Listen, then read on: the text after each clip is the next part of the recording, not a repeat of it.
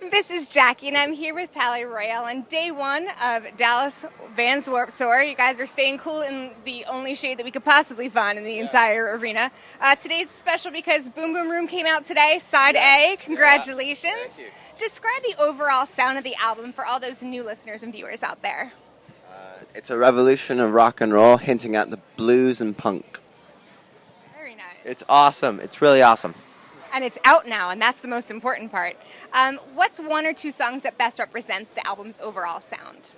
Oh, this is going to be a different answer for everyone. We're gonna be here forever. But I like a Skip the song question. called How Do You Do? And I like another song called All My Friends.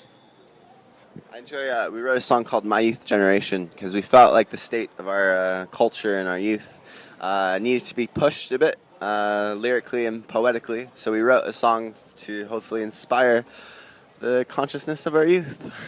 Very nice. And I would have to say Mr. Doctor Man, and then a song called Ma Cherie, which is featuring Kellin Quinn. So that was.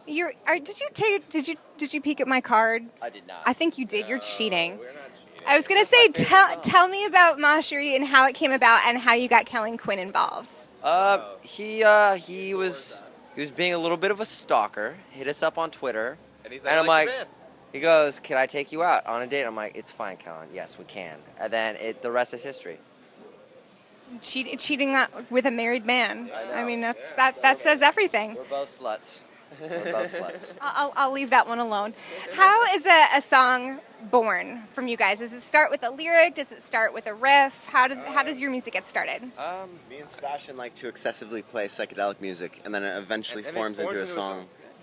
I take them from their 20-minute song, and then 3 minute. I'm like Chef Boyardee, and I just master that into a 3-minute song. You're a chef and you flirt with Kellin Quinn. Yes. How did you get James Iha involved James from Iha. Smashing Pumpkins, who's amazing? Through James- Tinder. Yeah. It's actually Grindr. Grinder.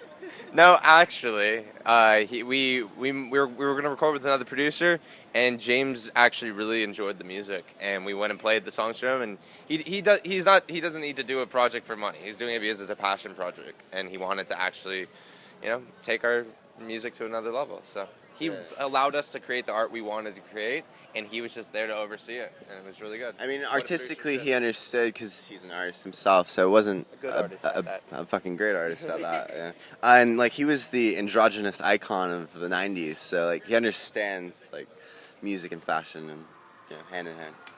Speaking of fashion, you guys have a specific aesthetic. How did that come about? Are there certain designers that you like, or do you shop at certain stores?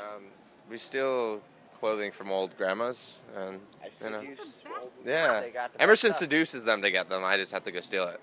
So I stay away from the grandma collection. I am more of a leather pants, no shirt type of man. he's a leather man. I'm a leatherman. That is a great SNL clip.